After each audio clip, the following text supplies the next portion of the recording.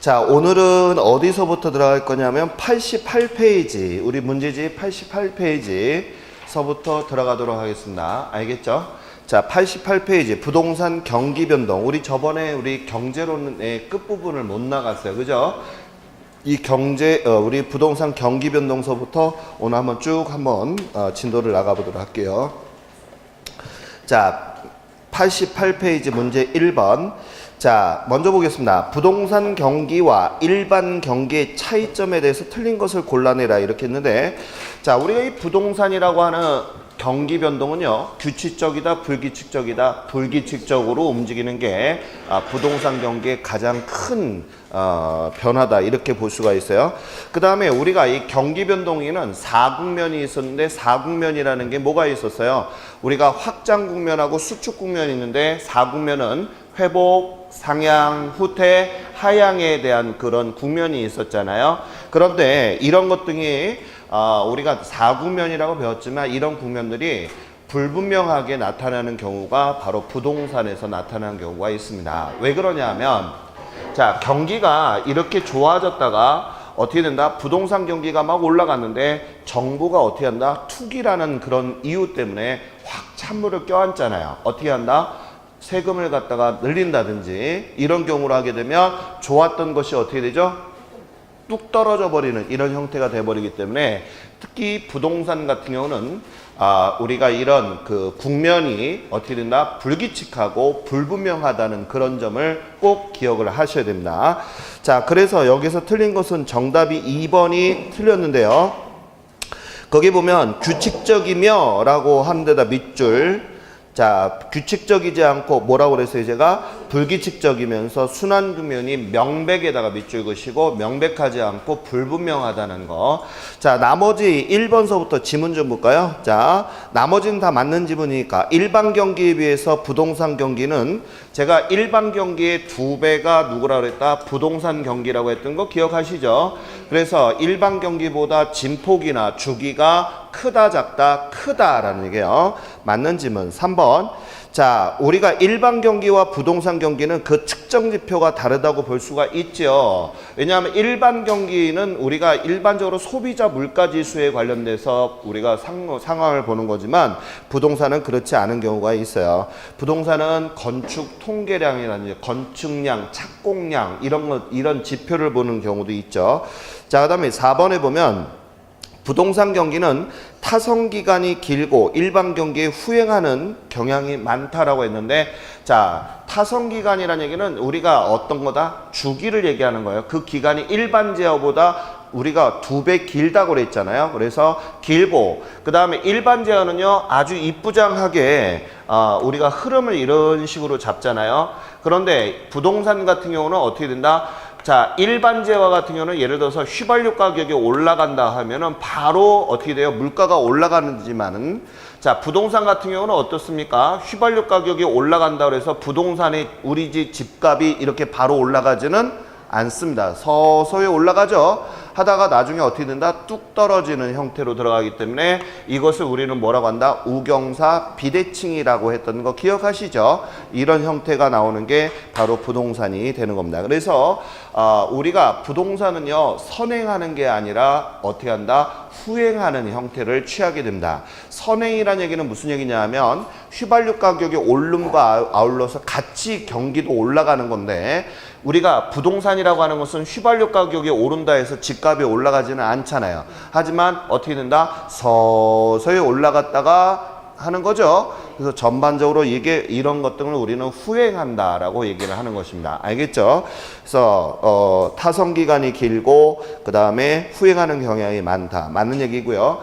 그 다음에 이런 경우가 있죠. 우리가 이 부동산이라고 하는 것은 개별성이라는 게 존재하고 있죠. 개별성이라는 얘기는 지역마다 각 지가가 어때요? 다르죠.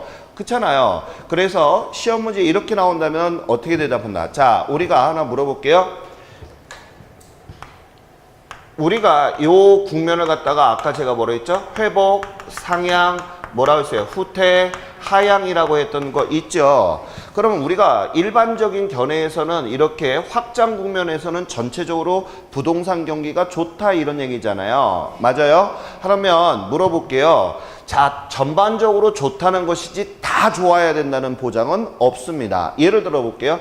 강남의 집값이 상승하는 거 있잖아요. 그랬다고 천안의 집값이 상승하지는 않아요. 그게 바로 무슨 성 때문에 그렇다? 개별성 때문에 그렇다는 거예요. 그래서 여기 보게 되면 지역적이나 개별적인 영향을 미치는 게 바로 부동산이다. 무슨 말인지 알겠죠? 자, 반대로 이렇게 하향하는 이런 상황에서도 집값이 올라가는 동네가 있어요. 무슨 말인지 알죠? 예를 들어서 뭐 세종시 같은 경우가 정부 총사가 내렸는데 하향 국면인데 얘네들은 막 치솟잖아요. 맞죠? 그래서 이런 것들이 전부 다 무슨 성 때문에 그렇다? 개별성 중에서도 지역성의 영향을 많이 받는다. 이런 거를 좀 알아뒀으면 좋겠습니다. 자, 그러면 2번 문제 보겠습니다. 자, 옳지 못한 것을 골라내라 이렇게 나왔는데 1번 지문서부터 한번 보도록 할게요.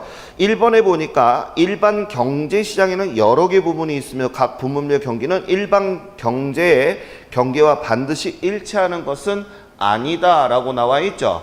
우리가 일반 경기하고 부동산 경기가 일치하는 경우는 없어요. 잘 일치하지 않는 경우가 있어요. 맞죠? 자, 그 다음에 2번 전반적인 호황인 경우라도 침체되어 있는 지역이 있을 수 있고, 아까 제가 방금 얘기했었던 내용이죠, 그죠? 그 다음에 있고, 그 다음에 전반적으로 불황인 경우에 경기가 상승하는 경우도 있다라고 하는 거 방금 전에 제가 설명했던 내용입니다. 맞는 내용이죠? 자, 그 다음에 3번 부동산 경제는 여러 개 특수 부분으로 구성되어 있으면서 부동산 경기 변동은 지역별 부문별에다가 밑줄. 자, 지역별 부문별로 아까 나타나는 거 무슨 성? 개별성이라고 했던 거 기억하시죠? 그래서 경기 변동의 가중 평균치적인 성격을 갖는다 이렇게 나왔네. 거기 가중 평균치적에다가 밑줄.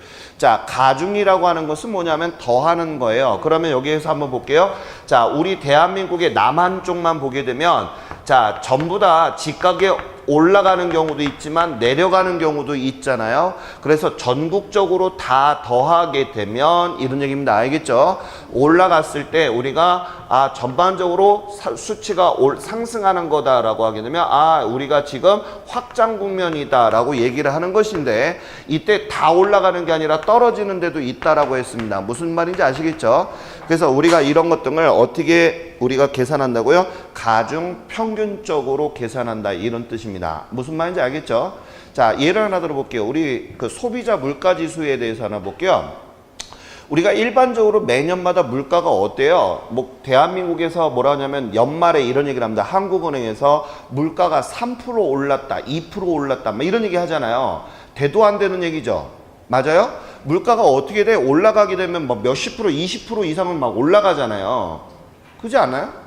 예를 들어서 우리 남자들 같은 경우는 담배값 같은 경우, 이거는 이제 특수한 경우지만 술값 같은 경우도 많이 올라가잖아. 맞아요, 안 맞아요? 그죠? 막 올라가게 되면 500원, 600원씩 올라가고 휘발유도 뭐 만만치 않은데 2%, 3% 올라갔다. 이런 얘기는 대도 안 된 얘기죠. 그러면 그 2%라고 하는 수치는 어디에서 나오냐? 전체적인 그 재화를 갖다가 다 더해서 평균치로 나누다 보니까 떨어지는 거예요. 무슨 얘기인지 알겠죠? 이때 이렇게 계산하는 것을 뭐라고 얘기한다? 시작. 가중 평균치적인 성격을 가산해서 계산했다. 이런 뜻입니다. 무슨 얘기인지 아시겠습니까? 자, 그 다음에 4번에 보니까 부동산 경기 변동은 일반 경제의 경기 변동을 구성하고 있으면서 부동산 시장과 일반 경제 시장은 서로 밀접한 관련을 갖고 있다. 뭐 맞는 얘기죠. 일반 경기하고 부동산 경기하고 완전히 다르다고 할 수는 없어요. 간접적인 영향을 많이 받아요. 알겠죠? 자, 그 다음에 5번에 보겠습니다. 부동산 경기는 비교적 회복이 느리고 후퇴는 빠르게 진행되는 하고 끊으세요. 거기까지는 맞는 내용이 되는 겁니다. 알겠죠? 자, 하지만 거기가 틀렸다. 좌경사 비대칭에다가 밑줄. 자, 자경사 비대칭이 아니라 아까 제가 뭐라고 그랬죠? 우경사죠. 여기 잠깐만 볼까요? 부동산은 어떻게 올라간다 그랬어요? 서서히 올라갔다가 여기에서 정부가 가만히 있지 않죠. 찬물을 끼치잖아요. 채찍을 딱 가하게 되면 부동산의 가격이 어떻게 된다? 떨어지죠. 그러면 얘 면적하고 얘 면적하고 같아요? 달라요? 달라요. 그러면 다른 것을 우리는 뭐라고 한다? 비대칭이다. 이렇게 얘기하는 거죠.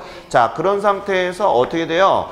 자, 여기가 오른쪽이고 여기가 왼쪽이잖아요. 오른쪽이 경사가 심하게 떨어지는 거죠. 그래서 우경사 뭐라고 한다? 비대칭이다. 이런 얘기를 하는데 얘는 지금 뭐라고 했어요? 지금 좌경사 비대칭이다. 그래서 틀렸다는 얘기. 무슨 얘기인지 아시겠습니까? 자, 그 다음에 3번 지문 들어갑니다. 자, 국면에 나타나는 현상을 잘못 설명한 것을 골라내라 라고 나왔는데 우리가 안정시장이 나와 있네요. 자, 안정시장에 대해서 정리 한번 하고 들어가겠습니다. 경기변동은 우리가 크게 4가지 국면으로 나누게 된다 했습니다. 알겠죠? 한번 해볼까요? 시작. 회복, 상향, 후퇴, 하향. 그럼 안정시장은 4국면에 포함이 된다 안 된다? 안 되는 거예요. 예외적인 시장입니다. 알겠죠? 그럼 여기서 안정시장이라고 하는 것은 어떤 시장을 얘기하는 거냐면 불황에도 가격의 변동이 미치지 않는 좋은 물건들을 얘기하는데 대표적인 게 어떤 것이 있다? 역세권 물건을 얘기하는 것이죠. 역세권 물건은 암만 불황이라도 어때요? 가치가 떨어지지는 잘 않잖아요. 위치가 좋은 것들, 이런 것을 우리는 뭐라고 한다? 안정시장이다 라고 하는 거예요. 그래서 거기 보게 되면 설명이 부동산 가격이 가벼운 상승을 지속하는 유형의 시장을 말하며 실수요자에 의해서 지지되는 시장이지만 경기와, 그다음 밑줄, 경기와 전혀 무관하다고는 할 수가 없다라고. 암만 안정시장에도 약간의 영향을 미치겠죠. 그죠? 자, 그래서 맞는 얘기. 그 다음에 후퇴 국면. 자, 후퇴 국면이라고 하는 것은 아까도 제가 얘기했듯이 여기 잠깐만 볼까요? 자, 우리가 지금 여기가 추세선이고요. 추세라고 하는 것은 뭐라고 그랬어요? 평균적인 선이다. 이렇게 하고 아까 제가 뭐라 했다? 회복, 상향, 후퇴, 하향이다 라고 했던 거 맞습니까?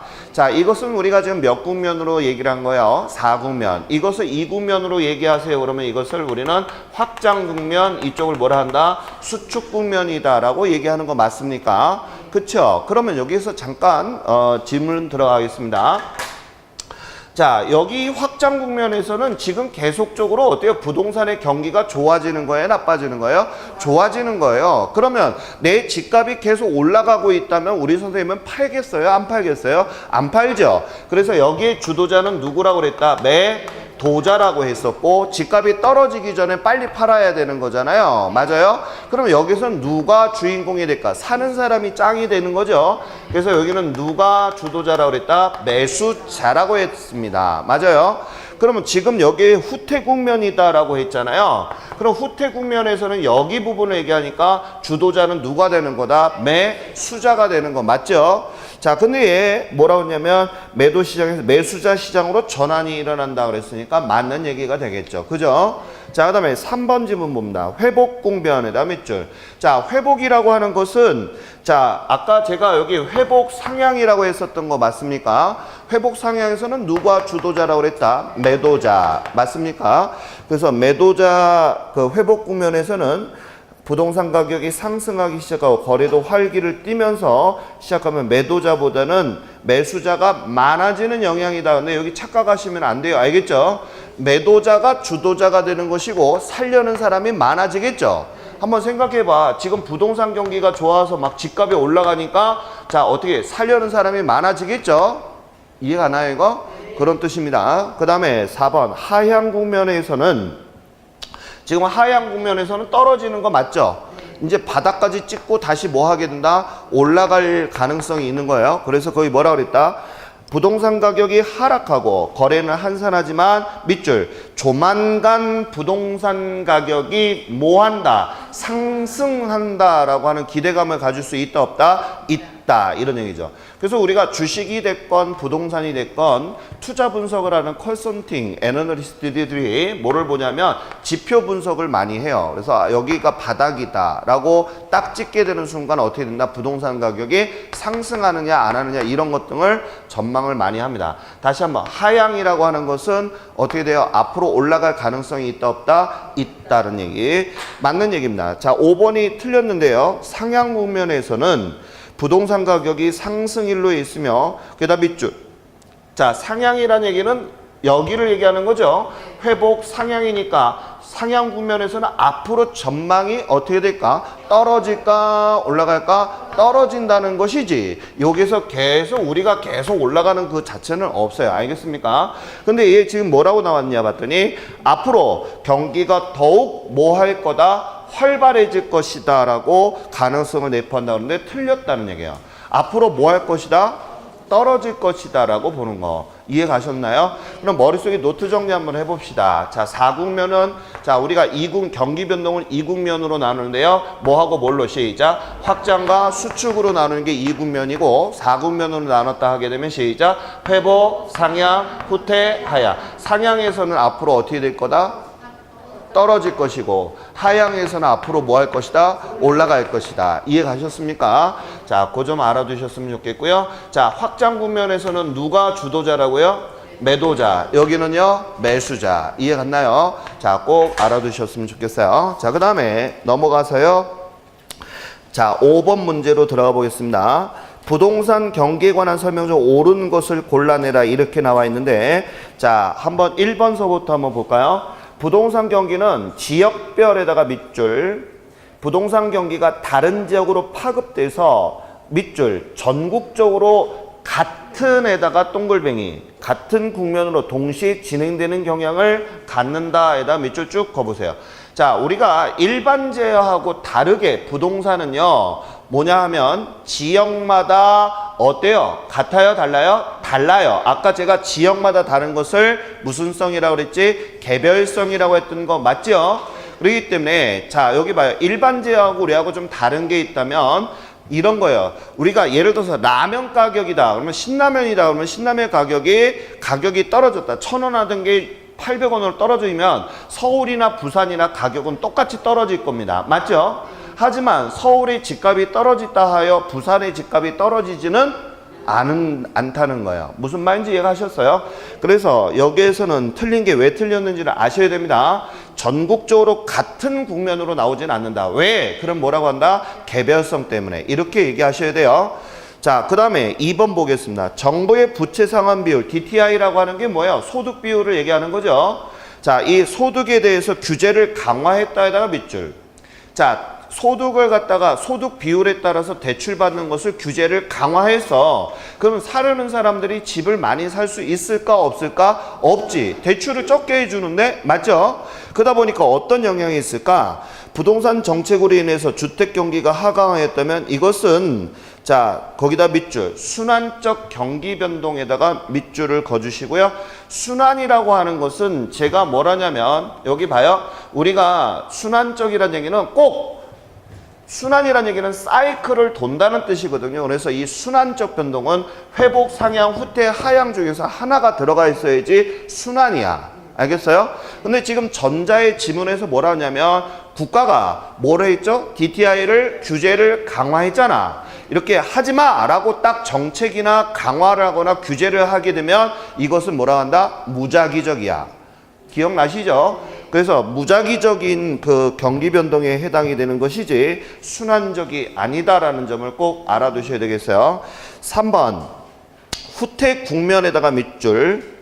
자, 후퇴 국면에서는 중개 활동을 하는 거래를 앞당기려 하는 후퇴 국면에서는 여기 한번 볼게요. 자, 후퇴 국면에서는 여기를 얘기하는 거잖아요. 자, 누가 주도자라고 그랬죠? 매수자. 그럼 물어볼게요. 매수자가 이때 좀 살까 하는데 매수자도 마찬가지 생각이야. 집값이 떨어지네. 그러면 여기에서 사는 사람은 비싸게 사는 것이고 맞아요? 여기에서 사는 사람이 진정한 투자자죠. 그래서 이 사람은 계속 떨어질 것 같으니까 안 사고 버팅기는 거죠. 지금 매수자가. 그럼 누구를 설득해야 돼? 매도자가 지금 자기 집을 팔으려면 매도자를 설득해야 돼? 매수자를 설득해야 돼? 매수자를 자꾸 꼬드겨서 집을 사게끔 만드는 게 우리 선생님들이잖아요. 중개사들. 맞아요? 안 맞아요? 맞죠? 그래서 이런 내용들을 알아야 되는데 여기 뭐라고 그랬다? 매수자보다 거래를 미루려 하는 매도자를 중시하고 맞았다 틀렸다? 틀렸죠? 누가 거래를 미루려고 하는 거야? 매도자야? 매수자야? 매수자지. 거래 성립을 위해서 매도자를 왜다 밑줄? 매도자를 설득할 게 아니라 누구를 설득해야 돼? 매수자를 설득해야 되겠죠. 이해 가셨나요? 자, 그래서 틀렸다. 그 다음에 4번 문제 보겠습니다. 거기다 밑줄. 봄, 가을, 이사철에다가 밑줄. 자, 우리가 보통 일반적으로 봄이나 가을철이 제일 이사하기가 좋잖아요. 맞아요? 그럼 우리나라에서는 사계절이 항상 봄과 가을이 계속 매년마다 오는 거 맞습니까? 그러면 이런 변동을 우리는 무슨 변동? 계절적 변동이라고 하는 거예요. 맞습니까? 근데 얘 지금 뭐라고 그랬냐? 한번 볼게요. 주택 가격이 상승하거나 방학 동안에 원룸의 공실이 늘어나거나 이런 거 전부 다 계절적 변동에 해당이 되는 거죠. 근데 얘 지금 뭐라고 그랬다? 추세적 변동에다가 밑줄을 하시고 틀렸죠? 추세적 변동이라고 하는 것은 어떤 거냐 하면 평균적인 우리가 일반적으로 느낄 수 있는 것을 얘기하는 거예요. 자, 예를 하나 들어볼게요. 자, 여기서는 추세적 변동이 아니라 뭐라고 해야 된다고요? 계절적 변동. 자, 그러면 여기에서 추세적 변동이라고 하는 것은 이런 얘기를 하는 거예요. 자, 예를 들어서 경기가 좋아졌어요. 경기가 상당히 좋아지게 되면 소득도 늘어나는 거 맞죠? 그렇지 않아요? 그럼 사람의 소득이 늘어나니까 당연히 주택을 구입하려고 하는 경우가 많다, 적다? 많다. 이런 게 평균적인 사고잖아요. 이런 것을 우리는 무슨 변동이라 한다? 추세적 변동이라고 하는 거예요. 무슨 얘기인지 이해하셨어요? 자, 그럼 만약에 또 하나 물어보겠습니다. 예를 들어서 경기가 안 좋아졌다면 소득도 떨어지는 거 맞죠? 또 실업자들이 많이 늘어나게 되면 집을 살 수 있는 능력이 없잖아요. 그러면 주택의 수요량도 뭐 한다? 떨어진다는 거. 이런 것 등이 우리가 평균적으로 사고를 할 수 있는 거, 그런 변화를 우리는 뭐라 한다? 추세적 변동이라 한다는 거. 이해 가시겠어요? 자, 그래서 그런 내용을 알아두셨으면 좋겠다. 자, 그러면 5번이 맞았는데요. 한번 볼게요. 특정 지역의 주민들이 모두 그 지역의 부동산 가격이 밑줄. 자, 특정 지역이 지금 부동산 가격이 상승할 것으로 기대한다는 거예요. 알겠습니까?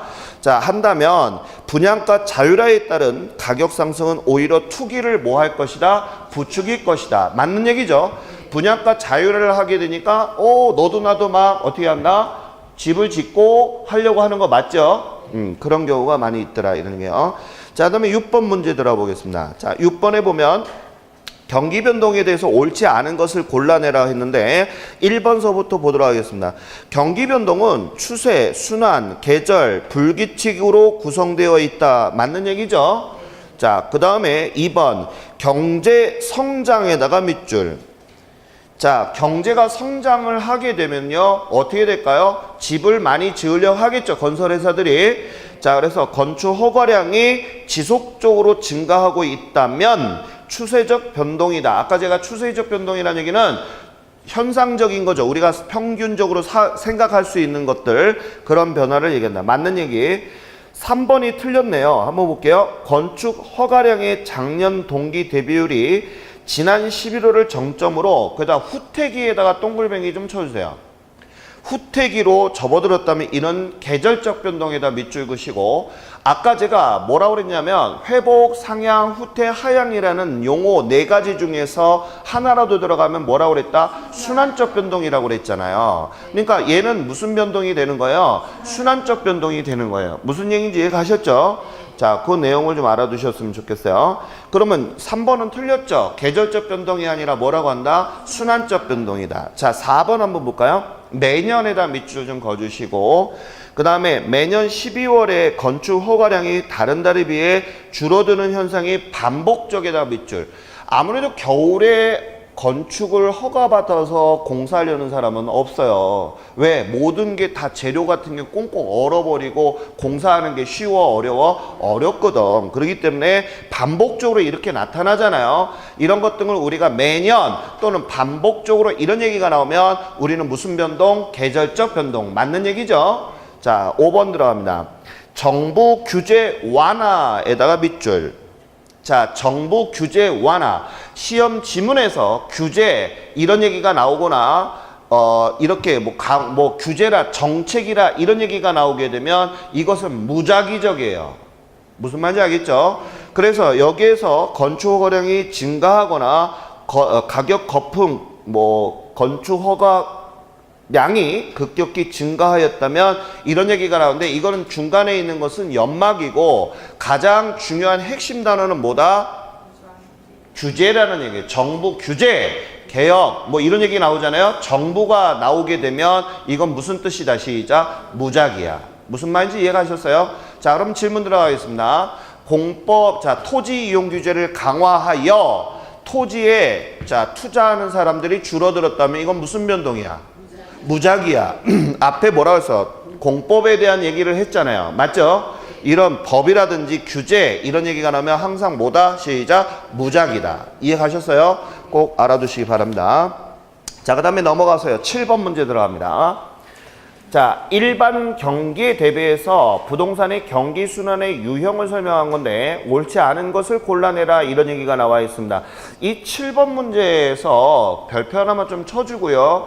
요 1번이 옳지 않은 건데요. 이 1번 지문이 사실 어려운 지문에 해당이 됩니다. 그래서 1번 지문에다가 별표 2개 좀 쳐주시고 꼭 좀 봐주셔야 됩니다. 자, 먼저 보겠습니다. 공공개발 사업을 통해 에다 밑줄. 그럼 이 공공개발 사업을 통하는 건데요. 지금 일반 경기가 아니라 무슨 사업을 통했다고 그랬죠? 공공이라는 얘기니까 누가 하는 거예요? 민간인이 하는 거야? 정부가 하는 거야? 정부가 나서가지고 공공사업을 했다는 거예요. 지금 공공사업을 했다는 얘기니까 결론적으로 공공재를 만들기 위해서 막 이런 얘기를 하는 거예요. 알겠죠? 그래서 거기다 또 밑줄. 일반 경기가 회복되는 경우라면 이렇게 나와 있죠. 그럼 물어보겠습니다. 지금 우리가 보통 일반적으로요. 자, 여기 고개 들어봐요. 아까 제가 일반 경기하고 부동산 경기 중에서 누가 선행이고 누가 후행이라고 그랬죠? 일반이 선행이고 그 다음에 부동산은 뭐라고 그랬죠? 후행이라고 했었던 거 기억하셔야 됩니다. 일반 경기는 물가가 올라가기, 뭐 휘발유 가격이 올라가면 바로 재화도 올라가. 예를 들어 볼게요. 휘발유 가격이 지금 올라가고 있죠, 지금. 몇 개월째 지금 휘발유 가격이 장난 아니게 올라가니까 지금 물가가 안 보이게 지금 올라가고 있어요. 왜 올라갈까? 수송비가 올라가잖아요. 맞죠? 물가가 지금 얘기를 안 해서 그렇지 현 정권에서 지금 방송을 어떤지 모르겠는데 물가가 지금 되게 많이 올라갔어요. 이처럼 지금 일반 경기는 이렇게 바로 움직인단 말이에요. 그래서 일반 경기는 선행적이다라고 하는 것이고 부동산은 뭐라고 그랬다? 후행적이다라고 얘기를 했어요. 그런데 지금 이거를 바꾼 거예요. 지금 부동산을 갖다가 지금 개발을 시켰잖아요. 국가가. 맞아요? 그러면 부동산을 갖다가 막 개발을 하니까 덩달아서 일반지하도 같이 움직였죠.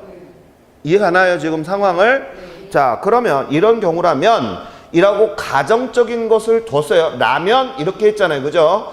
그럼 부동산 경기가 일반 경기에 대비해 그다 밑줄 후행하는 경우라고 볼 수가 있다라고 나왔는데 틀렸어. 이거는 그냥 정상적인 경우에는 부동산 경기가 후행이라고 하는 게 맞는 얘기지만 지금 분명히 전자에서 가정문을 뒀어요. 지금 공공 부동산 개발 사업을 해버렸잖아요. 맞아요? 그러면서 지금 일반 경기가 좋아진 거잖아. 그렇기 때문에 이것은 후행이라고 얘기하는 게 아니라 뭐라고 대답을 해야 돼? 선행이라고 대답을 해야 되는 거예요. 이 지문이 어려운 지문이에요. 무슨 말인지 이해갔어요? 그래서 1번이 틀렸다라는 얘기입니다. 좀 지문 어려웠죠. 그죠? 근데 우리 선생님이 이런 지문을 보게 되면 그냥 흩날리면서 처음에 넘어가 버리면서 문제를 풀지 이렇게 자세하게 따지지 않고 풀기 때문에 틀릴 수밖에 없어요. 무슨 말인지 알죠? 자, 아무튼 왜 후행이 아니라 부동산 경기는 선생님 후행이라고 했잖아요. 근데 왜 선행이에요? 이런 얘기를 하게 되면 왜 그렇다고 그랬어 지금? 전제가 뭐라고 그랬어? 부동산 개발을 정부가 먼저 하면서 일반 경기가 지금 선행을 한 거죠. 좋아진 거잖아요. 했기 때문에 이것은 후행이 아니라 뭐라고 한다? 선행이라고 봐야 된다. 이런 뜻이에요. 이해 가셨어요? 자, 그 다음에 2번서부터 한번 볼까요? 주거용 부동산에다가 밑줄. 자, 우리가 부동산에서 주상공 중에서 제일 많은 게 뭐가 있어요? 주거용이 제일 많습니다. 알겠죠? 다시 주상공 중에서 누가 제일 많다고요? 주거용이 제일 많아요. 자, 그러면 주거용 부동산은 건축 경기가 일반 경기의 경기와는 반대로 역순환적 현상을 보이고 있는 것은 주거용 부동산의 공급자와 수요자에 제공되는 신용의 유용성과 밀접한 관계가 있다. 말을 되게 어렵게 썼어요. 제가 이 문제집은 그냥 오늘 푸른 거에 복습만 하고 넘어가요. 알겠죠? 제가 보기에는 이게 경제론에 대한 문제들이에요. 이게 다. 그래서 부동산하고 좀 제가 보기엔 좀 동떨어진 그런 그 색깔을 말 표현했는데, 자, 이 말이 뭐냐면 주거용 부동산은 잘 들어요. 경기가 좋아지거나 하게 되면 우리가 다 모든 게 좋아지지만 만약에 예를 들어서 경기가 안 좋아졌다고 해서 집값이 훅 떨어지거나 이러지는 않아요. 그래서 후행적이다, 후순환적이다 라고 제가 얘기를 했어요. 맞죠? 그렇기 때문에 이런 후순환적인 게 있기 때문에 우리가 부동산 공급자와 수요자에 제공되는 신용의 유용성과 신용의 유용성이라고 하는 것은 이 집에 대한 기대감이라는 거예요. 언젠간 올라가겠지. 우리 한번 물어보겠습니다. 여기 앉아 계신 분들 집을 갖고 계셨다면 집값이 내가 살 때보다 거의 올라가요? 내려가요? 떨어지신 분들 손 들어봐요. 진짜요? 진짜? 집값이 떨어지셨어요? 그거는 좀 문제가 있다. 예외적인데 거의 집값은 올라가지 떨어지는 경우는 거의 없어요. 네? 천안은 떨어져요? 그건 제가 보는 견해에서는 우리 선생님이 천안에서 집을 지금 떨어졌다는 얘기는 상투 잡았다는 얘기예요. 그러니까 무슨 얘기냐면 지금 제일 비싼 때 잡았다는 거죠. 지금 이제 우리 선생님 경우도 있고 광주도 지금 제가 보니까 광주도 지금 개발이 되게 많이 하는데 서울 쪽에 떴다방 선수들이 몰려 들어갔어요. 그래서 지가가 평당 800, 700 하던 땅이 지금 1300까지 올라가서 아파트를 분양을 한 거예요. 그러니까 사람들이 1300에 다 샀을 거 아니야. 지금 집값이 얼마나 떴냐면 평당 1000으로 다시 내려왔어. 그러면 우리 선생님처럼 1300에 산 사람들은 상투 잡은 거지. 맞죠? 그런 경우가 있겠지만 우리가 감정평가에서 배운 것처럼 단기적으로는 괴리하지만 장기적으로는 뭐한다? 일치하는 경우가 생기니까 앞으로 한 5년에서 10년 정도 있으면 올라갈 것 같아요. 자, 무슨 얘기인지 이해가셨죠? 자, 언젠가는 올라가지 않겠습니까? 그죠? 그래요? 자, 언젠가는 채워질 거예요. 자, 그래서 거기 이제 보시게 되면 그런 믿음이라는 게 갖고 있기 때문에 밀접한 관계가 있다. 이런 말들을 어렵게 쓴 말입니다. 자, 그 다음에 3번. 상업용 부동산과 공업용 부동산은 일반 경제활동과 밀접한 관련을 갖고 있기 때문에 이 경기순환은 일반 경제의 경기순환과 거의 일치하고 있다. 지금 상업용하고 공업용이라고 했던 거라고 했잖아요. 주거용이 아니라. 그럼 물어볼게요. 일반 재화가 상승하게 되면 당연히 물건을 만들어내는 제품도 같이 더불어서 생산을 해야 되는 거 맞죠? 그럼 당연히 공장의 입지도 많이 늘어날 것이고, 맞아요? 그러니까 밀접한 관계가 있는 거 맞죠? 그래서 상업과 공업은 일반 경제와 밀접한 관계가 있다라고 하는 얘기 맞는 질문이 되겠습니다. 그 다음에 부동산 경기는 부동산 경제를 구축하고 있는 밑줄 주상공 부문별 특수 순환의 가중 평균적인 성격을 갖고 있다. 이런 얘기는 뭐냐 하면 아까도 제가 방금 말씀드린 것처럼 우리 주상공에 관련된 것은 계속 어떻게 돼요? 올라가고 있잖아요. 그래서 평균적으로 다 계산해 보면 올라가는 경우가 있어요. 단 1원이라도 올라가겠죠. 그죠? 안 올라가는 경우는 없을 거 아니에요. 그래서 가중 평균적으로 전체적으로 우리가 부동산 경제를 따져봤을 때 올라가는 경우가 있다. 이런 얘기고요.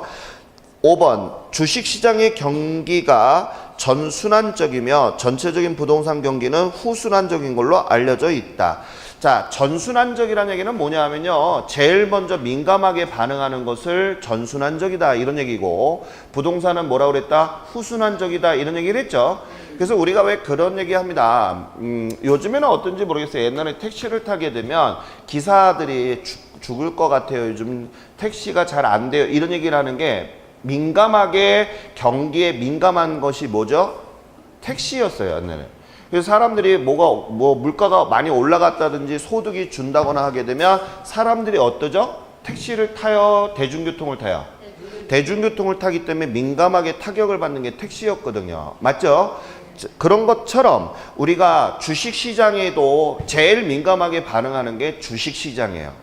무슨 말인지 알죠? 그래서 예를 하나 들어볼게요. 우리가 왜 이수만 씨가 하는 SM이라고 하는 거 들어보셨죠? 연예인들이 무슨 예를 들어 음주 사고를 냈다든지 연애를 했다든지 예를 들어서 옛날에 이승기하고 그 소녀시대 누구죠? 유나 걔하고 연애를 했다 하게 되는 순간 주가가 올라갈까요? 내려갈까요? 내려가요. 네, 그게 민감합니다.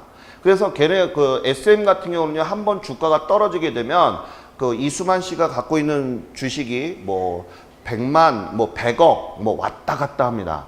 재산 가치가. 그래서 이렇게 민감하게 반응하는 게 주식이고요. 반면에 부동산이라고 하는 것은 어떻다? 후순환이죠. 천천히 반응한다. 이런 얘기예요. 맞는 얘기. 자, 8번 문제 보겠습니다. 부동산 경기 측정 지표에 대해서 설명으로 옳지 않은 것을 골라내라 그랬는데요. 자, 거기 1번이 틀렸어요. 자, 한번 보겠습니다.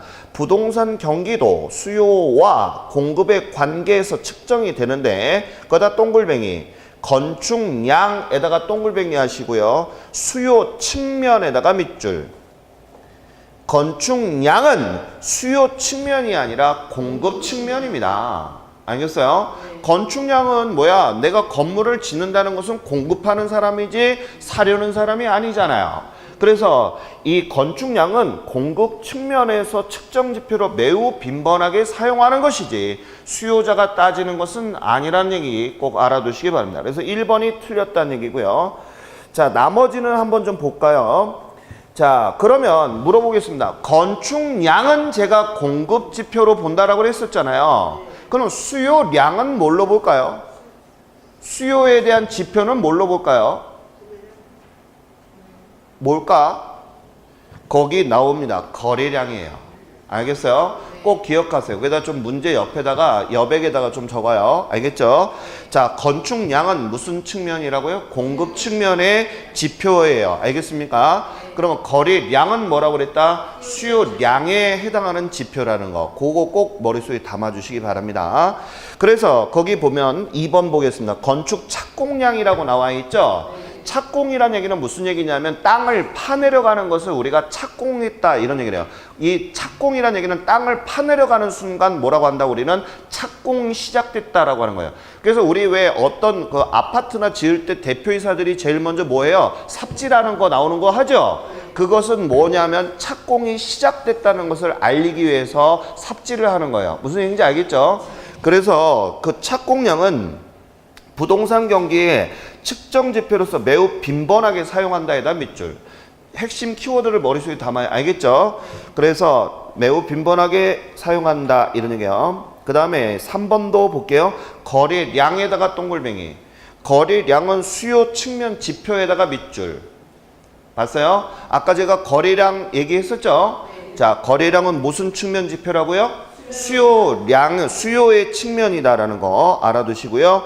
그 다음에 4번. 지금 핵심적인 것만 밑줄을 긋고 그 지문만 담으려고 하세요. 알겠죠? 그 다음에 4번에 보니까 부동산 경기가 좋아지는 경우는 부동산 가격이 상승하는 것이 일반적이지만 부동산 가격이 상승했다고 해서 부동산 경기가 좋다고 볼 수는 없어요. 일시적인 현상도 있을 수 있잖아요. 맞아요? 그렇기 때문에 경기가 좋아졌다라고 바람직할 수는 없다는 얘기, 맞는 얘기가 되겠어요. 5번. 자, 거기 보게 되면 5번에 한번 읽어볼게요. 만약 건축 허가 면적을 부동산 경기의 측정 지표로 본다면 건축 허가 면적과 실제 건축 면적 간의 차이가 발생할 수 있겠죠? 그죠? 왜냐하면 우리가 100% 땅에다가 100% 건축물을 올릴 수가 없어요. 맞죠? 용적률이라는 게 있잖아요. 그러면 여기서 또 질문. 자, 건축을 짓고 나서 남아있는 땅을 우리는 뭐라고 하지? 공지라고 하는 거예요. 알겠죠? 자, 이런 차이가 발생을 하기 때문에 개발의 여건이 성숙된 지역만을 대표할 가능성이 있으면 일반적으로 착공량을 신뢰하는 경우가 많습니다. 알겠어요? 자, 그런 내용들은 뭐 깊이 들어갔어요. 이 문제집 보면 되게 깊게 들어갔는데 여기 이렇게 나오는 경우는 거의 제가 보기에는 5%도 안 돼요. 그냥 그러려니 하고 보시면 돼요. 알겠죠? 절대 상심하거나 그러지 마요. 예.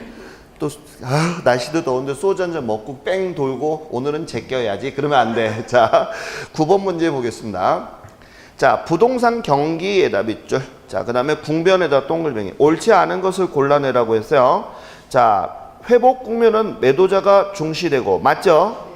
자, 아까 회복 국면은 누가 중시된다고 그랬어요? 매도자가. 그러면 거래 사례 가격은 뭐가 되는 거죠? 거래 사례 가격은 이거를 얘기하는 거죠. 자, 지금 현재가 여기 있는 거죠. 지금 회복은. 자, 여기 있는 데에서 과거고 이건 현재잖아요. 그럼 과거 사례 가격은 하한가야 상한가야? 하한가가 되는 거죠. 그래서 거래 사례 가격은 하한이 되는 경향이 있다. 맞는 질문. 2번 상향 국면에서는 거래 사례, 자 상향에서도 마찬가지 현재가 여기 있는 거죠 지금. 현재가 위에 있는 거야. 그러면 거래 사례 가격은 하한가, 상한가, 하한가. 맞아요? 자, 그래서 하한이 되는 경향이 있다. 맞는 얘기. 3번이 틀렸네요. 상향 국면에서는 부동산 매매 시 매도자는 거래 성립 시기를 당기려고 한다라고 했는데, 자, 여기에 매도자가 중시되는 것입니다. 근데 거래를 땡기려고 하는 사람은 매도자가 아니라 누구예요? 매수자지요. 그러니까 여기서는 지금 매도자가 거래 성립을 땡기려고 하는 게 아니라 누구라고 해야 돼? 매수자가 거래를 땡기려고 하는 거예요. 주도자라는 표현하고 달라. 알겠어요? 그래서 틀렸다는 얘기예요. 그 다음에 또 매수자는 미루려고 한다가 아니라 누가 미루려고 해? 매도자가 미루려고 하는 거죠. 자, 그래서 3번이 틀렸다. 4번은 볼게요. 후퇴 국면은 후퇴 국면에서는 매수자가 중시되는 거 맞죠? 자, 그 다음에 과거의 사례 가격은 후퇴 국면에서는 지금 현재가 여기라고 그랬죠? 현재가 여기니까 과거는 어디야? 여기죠? 그러면 상한가, 하한가, 상한가죠. 상한가가 과거 사례 가격이 될 것입니다. 맞는 얘기.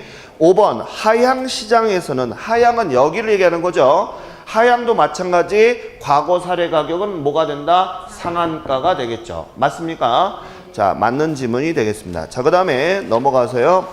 11번 문제로 들어가겠습니다.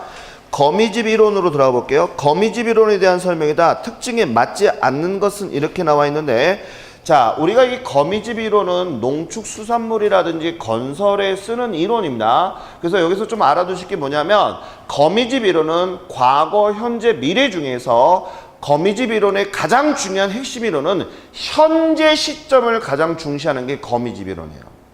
그래서 현재 어떻게 발생에 대해 이걸 가장 중시하기 때문에 특징에 맞지 않는 것을 골라내라 하는데 1번서부터 볼까요? 공급자는 항상 의사결정을 현재에다가 동글뱅이 좀 쳐주고 별표 2개 좀 쳐주세요. 공급자는 항상 이 거미집 이론의 가장 큰 특징은 현재를 가지고서 의사결정을 하는 경우가 많습니다. 알겠죠? 그래서 현재의 가격에 맞춰 착공한다는 전제를 한다는 거 꼭 기억을 하시기 바랍니다. 이게 경제론에서 어렵게 나오면 이런 문제가 나오거든요. 그래서 이거는 우리 부동산 학에서는 여기까지 깊게 들어가진 않지만 참고로 알아두세요. 다시 거미집 이론에서는 시제를 항상 무엇을 중요시한다? 현재를 중요시한다는 거. 그래서 맞는 지문이 된 거예요. 그 다음에 2번 이미 출하된 물량은 출하된 특정 시기에 모두 판매하여야 한다라고 나와 있는데, 자, 이것도 마찬가지야. 지금 이 말은 뭐냐면 재고가 있다는 얘기인가 없다는 얘기인가? 없지. 100개 생산했으면 100개 다 팔아야 된다 이런 얘기거든요. 이러면 대박이지. 그죠? 이게 거미집 이론이에요. 그러니까 항상 현재 시점에 모든 재고가 무재고가 된다 이런 개념입니다. 자, 그 다음에 3번 거미집 이론은 원래 농산물 가격 파동을 설명하는 데 활용되었던 미시 동태 이론에 해당이 된다. 이런 말들은 시험에 안 나오니까 그냥 참고로만 보세요. 알겠죠? 이게 다 경제학에서 나오는 용어예요. 그러니까 그냥 보시면 되고. 4번 자, 수요 초과와 공급 초과가 주기적으로 발생하며 폭등과 폭락이 반복이 된다.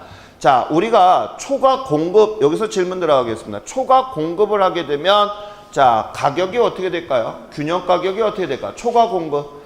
초과 공급은 공급량이 많아 이런 얘기잖아.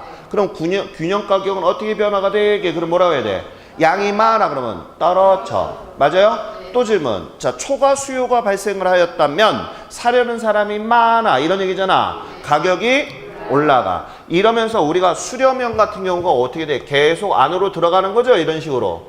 맞아요? 그래서 초가 뭐야 이거는? 수요야 공급이야? 위에하고 밑에하고 한번 볼까요? 자, 우리가 이렇게 한번 보자고. 자, 이렇게 됐어. 자, 여기는 공급 곡선이고요. 여기는 수요 곡선이지? 맞아요? 질문. 요거는 초가 뭐일까? 수요일까? 공급일까?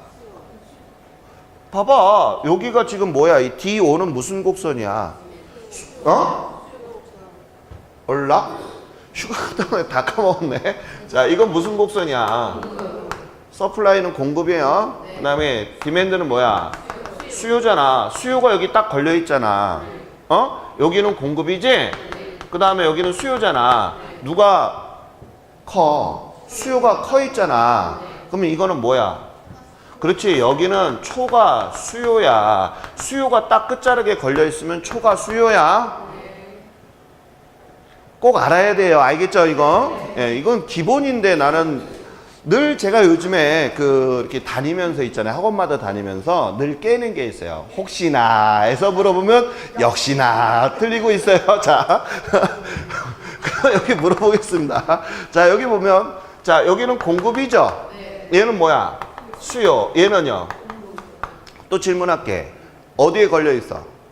공급이 걸려 있잖아. 그러면 이거는 초가 뭐야? 공급이야. 까먹으면 안 됩니다. 자, 초과 공급. 그래서 이렇게 되는 거야. 공급량이 많아. 그러게 되면 어떻게 돼? 가격이 떨어지는 거죠? 쭉 떨어졌다가 올라갔다가 내려갔다가. 초과 수요일 때는 가격이 뭐해? 올라가. 가격이 올라가는 거죠? 가격이 올라갔어. 그랬더니 어떻게 돼? 공급이 많아졌지? 떨어져. 이런 식으로 해서 안으로 기어 들어가는 거 무슨 형? 수렴형. 우리 배웠잖아. 지금 우리 선생님은 머릿속에 이런 게 다 상관이 없어. 안으로 들어가면 수렴형. 이것만 외우기 때문에 그러면 틀려. 알겠죠, 이거? 이런 게 허점을 짚을 수가 있으니까 개념 좀 알아뒀으면 좋겠어요. 자, 그래서 거기 보게 되면 이렇게 주기적으로 폭락과 폭등이 발생이 되는 게 바로 거미집 이론입니다. 자, 그 다음에 5번이 틀렸는데요. 가격 변화의 공급은, 여기다 밑줄, 공급은 즉각적인 반응을 보인다라고 했는데 틀려요. 즉각적인 반응을 보이는 것은 제가 수요라고 그랬습니다. 다시 수요는 사려는 것은 즉각적으로 반응이 일어나는 거예요. 하지만 공급은 어떻게 되지? 시차 발생이 된다고 그랬죠? 맞아요? 근데 여기 뭐라 써? 수요는 시차라고 그래서 또 틀렸지? 그러니까 바뀐 거야. 자, 하나 물어볼게요. 제가 지금 마이크 장사를 해요. 그래서 이거는 마이크가 시중에서 10만 원 하던 건데 제가 1,000원에 팔았다면 우리 선생님 사 안 사? 사죠? 전부 다 몰려들 거야. 그래서 제가 갖고 있는 양 10만 개를 갖다가 어떻게 돼서 다 팔아버렸다면 어떻게 될까요? 다음에 이거를 또 팔려면 마이크를 만드는 시간이 필요해, 안 필요해? 필요하잖아. 그러면 수요의 시간이 필요한 거야? 공급의 시간이 필요한 거야? 공급의 시차가 발생하는 거죠. 아파트도 마찬가지야. 아파트를 싸게 분양을 했어. 다 전량 분양이 완료가 됐어. 또 아파트를 지으려면 시간이 필요해, 안 필요해? 필요하잖아. 그래서 공급은 항상 무슨 반응이, 뭐가 생긴다고요? 시차. 기억나시죠? 예, 그래서 요거는 5번이 틀렸다. 5번 같은 지문은 시험에서도 나올 가능성이 있는 지문이니까 꼭 알아두셔야 됩니다. 알겠죠? 자, 그 다음 문제 보겠습니다. 자, 14번 문제 들어볼게요. 자, 거미집 이론 들어가 볼게요. 거미집 이론에서는 제가 뭐라고 그랬냐면, 자, 수렴형이라고 하는 거와 발산형이라고 하는 거 우리 배웠었죠? 자, 수렴형이다라고 하는 거, 그 다음에 또 발산형, 그 다음에 또 뭐가 있어요? 순환형이라고 하는 게 있었잖아요. 그러면 제가 수렴형은 뭐라고 그랬다? 수탄, 공기, 머릿속에 담으라고 했던 거 기억하시죠? 그 다음에 발산형이다라고 하는 것은 뭐라고 했다? 발공탄, 수기 이렇게 들어갔었고요. 순환형이라고 하는 것은 공급과 수요가 뭐가 되는 거예요? 같아지는 거죠. 그래서 탄력성이라든지 또는 기울기라든지 뭐가 같아진다고 그랬어요? 공급과 수요의 그 값이 같아진다. 그러면 여기서 또 하나 짚고 넘어갑시다. 기울기에 대해서 할 때는 제가 뭐라고 했어요? 무슨 값을 입혀라? 절대값. 절대값을 입히면 부호가 마이너스가 플러스가 된다고 했었죠? 그래서 머릿속에 담아야 돼. 수렴형은요. 자, 뭐의 탄력성이 크다고요? 수요의 탄력성이 큰 거고, 기울기는요. 공급의 기울기가 크다라고 그래서 수탄, 공기 까먹으면 안 됩니다. 자, 그 다음에 발산형은요. 자, 공급의 탄력성이 크다는 얘기죠. 그 다음에 수요의 기울기가 크다 이런 뜻입니다. 자, 그러면 14번 문제 보도록 하겠습니다. 자, 14번 기억 볼까요? 수요의 탄력성과 공급의 탄력성 중에서 누가 더 커요? 수요가 더 크죠? 그러면 얘는 수탄이 된 거잖아요. 그러니까 얘는 무슨 형? 수렴형이 되겠죠. 맞습니까? 그 다음에 2번 니은 문제. 요번에는 기울기에 대해서 나왔어요. 자, 기울기에는 제가 무슨 값을 입혀라? 절대값. 그럼 마이너스 부호라는 것은 의미가 없어지죠. 그러면 자, 요번에는 기울기가 누가 더 커요? 공급의 기울기가 더 큽니까? 그러면 수수탄 공기 뭐야? 이것도 수렴형이네요. 맞죠? 그 다음에 D급번 볼까요? 가격의 탄력성, 수요의 탄력성과 공급의 탄력성이 나왔죠? 근데 가격이 둘 다 어때요? 같아요? 달라요? 같아요. 그러면 이건 무슨 형? 순환형. 정답은 1번이 되나요? 자, 그 다음에 15번 문제 보도록 하겠습니다. 자, 요거 제가 자꾸 풀어주는데요. 자, 요거 자꾸 산수 머릿속에 담아올 수 있어야 돼. 알겠죠? 거미집이론에서는 어렵게 나오면 이 문제가 나올 건데 꼭 풀 수 있어야 됩니다. 자, 한번 보겠습니다. A 부동산. 자, A 부동산서부터 볼게요. A 부동산은 뭐라고 그랬냐면 3P는 300 뭐라고 나와 있다? 마이너스 QD 이렇게 나와 있죠. 자, QD라는 얘기는 디맨드, 그래서 수요를 얘기하는 거야? 공급을 얘기하는 거야? 수요를 얘기하는 거예요. 자, 이렇게 된다. 그 다음에 또 거기 보니까 3P는 이렇게 나와 있고요. 뭐라고 나와 있다? 300 플러스 뭐라고 나와 있어요? UQS라고 나와 있죠. 그러면 여기 QS라고 하는 것은 무엇을 얘기하는 거야? 공급을 얘기하는 거죠. 그러면 여기 잠깐만 봐요. 자, 우리 요 P 앞에 숫자가 있는 것을 없애주자고요. 그럼 얘를 없애주려면 여기로 넘어와서 나눠주라고 그랬었죠. 그 다음에 여기도 넘어오게 되면 뭐 해주라고 그랬어요? 나눠주라고 그랬는데 요 앞에는 없더라도 1값이 있는 거예요.